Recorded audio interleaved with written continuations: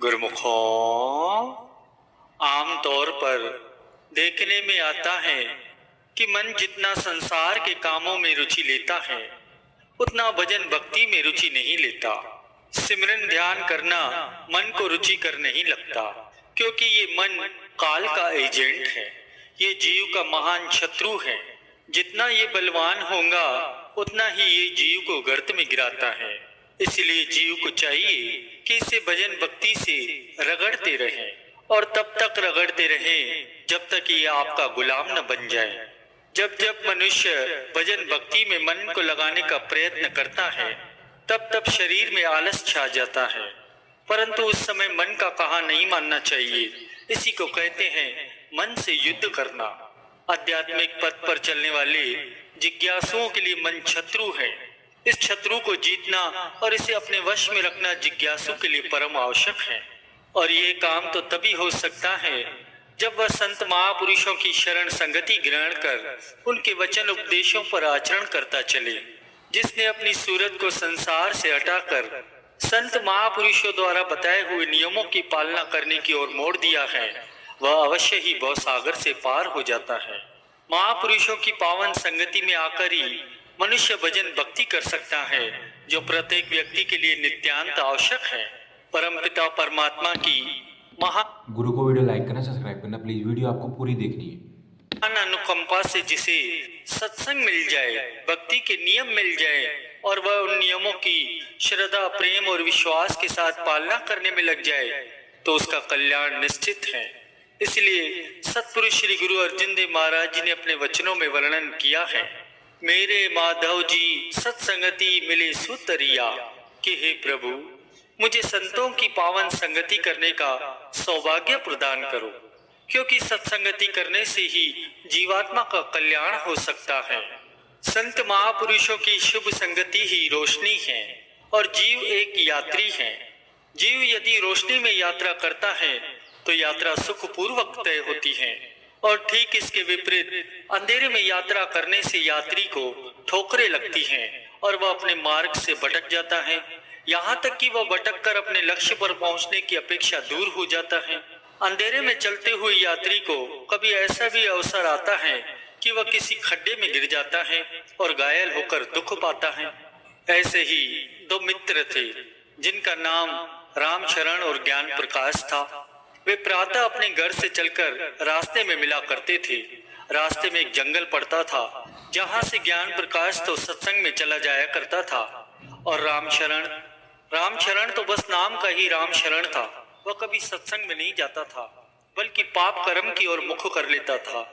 अब दोनों मित्रों का ये नियम बन चुका था कि वापसी पर वे उसी स्थान पर मिला करते थे और अपने अपने कर्म की सराहना करते थे। इधर रामशरण बार बार ज्ञान प्रकाश को यही कहा करता था कि हे मेरे भाई, मेरा मार्ग पकड़, मेरा मार्ग बड़ा अच्छा है, संतों के मार्ग में क्या पड़ा है। दूसरी ओर ज्ञान प्रकाश अपने मार्ग की सराहना किया करता था।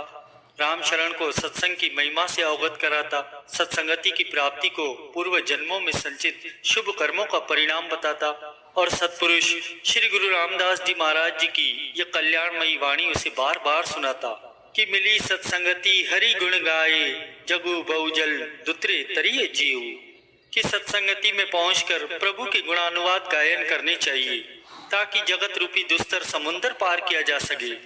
एक दिन जब भक्त ज्ञान प्रकाश सत्संग करके वापस आ रहा था तो रास्ते में अचानक उसके पांव में एक कांटा चुभ गया और वह दर्द के मारे दुखी और परेशान हो उठा। कांटा तो उसने निकाल दिया, परंतु दर्द ज्यों का त्यों बना रहा। बेचारा लंगड़ाता हुआ पहुंचा जहां उसका मित्र रामशरण उसकी प्रतीक्षा कर रहा था। अब देव योग से उसी दिन रामशरण को वापसी पर रास्ते में सोने की एक मोहर मिली थी, जिसके कारण वह बड़ा खुश था।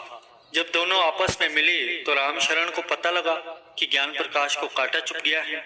अब तो उसे अपने पक्ष को सिद्ध करने का मौका ही मिल गया। तुरंत कह उठा कि देखा, तुम्हें सत्संग में जाकर क्या मिला, जबकि मुझे देखो, पाप कर्म करने पर भी आज मुझे सोने की मुद्रा मिली है और तुमको सत्संग करने पर भी कांटा चुभा है। अब बताओ, मेरा कर्म श्रेष्ठ है या तुम्हारा? यह सुनकर ज्ञान प्रकाश बोला, मैं तो इसका उत्तर नहीं दे सकता भाई। एक काम करते हैं, संतों के दरबार में चलते हैं, वहां चलकर इसका निर्णय करवाते हैं कि इसमें क्या भेद है। अब दोनों मित्र संतों के पास पहुंचे और सारी बात कह सुनाई। संतों ने फरमाया कि हमें वो दोनों ही स्थान दिखाओ जहां पर ज्ञान प्रकाश को कांटा चुभा है और रामशरण को सोने की मुहर मिली है। अब सबसे पहले उस स्थान पर पहुंचे जहां भक्त ज्ञान प्रकाश को कांटा चुभा था। वह स्थान खोदा गया तो नीचे से एक सूली मिली। तब संतों ने समझाया कि देखो, तुम्हारे पूर्व कर्मों में एक रेखा ऐसी थी जिसके फलस्वरूप आज तुमको इसी स्थान पर सूली पर चढ़ना था, परंतु सत्संग के प्रताप से वह कर्म भोग क्षीण होते होते सूली का कांटा बन गया। उसके बाद वे सब उसी स्थान पर पहुंचे जहां राम शरण को सोने की मुहर मिली थी। वह स्थान भी खोदा गया।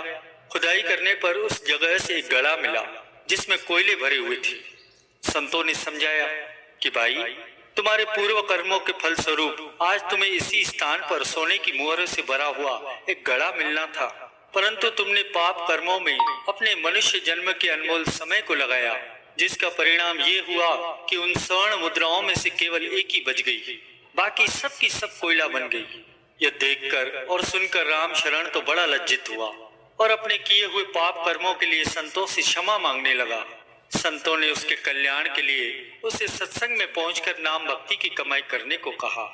वह भी पूर्ण श्रद्धा विश्वास से संतों की शरण संगति में पहुंचकर उनके वचन उपदेशों के अनुसार कार्रवाई करके जीवन का लाभ प्राप्त करने लगा और अपना नाम भी सार्थक कर दिया। प्रेमियों, संतों का सत्संग सच्चे सुख और सच्चे आनंद का स्रोत है। उनके सत्संग से दुर्मति दूर होती है और बुद्धि निर्मल बन जाती है। सत्संग में ही जीव का उद्धार होता है। तभी तो संतों ने कथन किया है कि संतन संग आनंद परम सुख, जेकरी संगति ज्ञान होत है, मिटत सकल दुख द्वंद। कि संत महापुरुषों की खोज करो, उनकी पवित्र संगति में प्रभु के गुण गाओ। ऐसा करने से हृदय के भीतर ज्ञान का रत्न चमक पड़ता है और रोशनी हो जाती है। परिणाम स्वरूप अज्ञान रूपी अंधेरा नष्ट हो जाता है। इस संसार में प्रत्येक मनुष्य अपने दिल में सुख और शांति की तो चाहना रखता है और इसके लिए वो पुरुषार्थ भी करता है, परंतु देखने में यही आता है कि सुख शांति मिलने की अपेक्षा उसे दुख ही दुख भोगना पड़ता है। ऐसा क्यों? कभी विचार किया है? क्योंकि उसकी खोज ही गलत है। जिन वस्तुओं के अंदर सुख है नहीं, उनसे सुख की प्राप्ति कैसे हो सकती है? उसने अपनी सुरती तो नाशवान जगत के पदार्थों में लगाई हुई है। अपने अमूल्य समय को हसद और प्रमादी में यूं ही व्यर्थ गंवा रहा है। प्रत्येक वस्तु का अपना अपना प्रभाव होता है। इस नाशवान जगत के पदार्थों का प्रभाव अंधेरे में चलने की तरह दुख और अशांति है, और ठीक इसके विपरीत संत महापुरुषों की पावन संगति में पहुंचकर उनके वचनों के अनुसार अपना जीवन बनाने का प्रभाव रोशनी में चलने की तरह है। और इसी रोशनी में ही आत्मिक सुख है, परम शांति है, दिव्य आनंद और नित्य खुशी है। गुरु को वीडियो लाइक करना, सब्सक्राइब करना प्लीज़।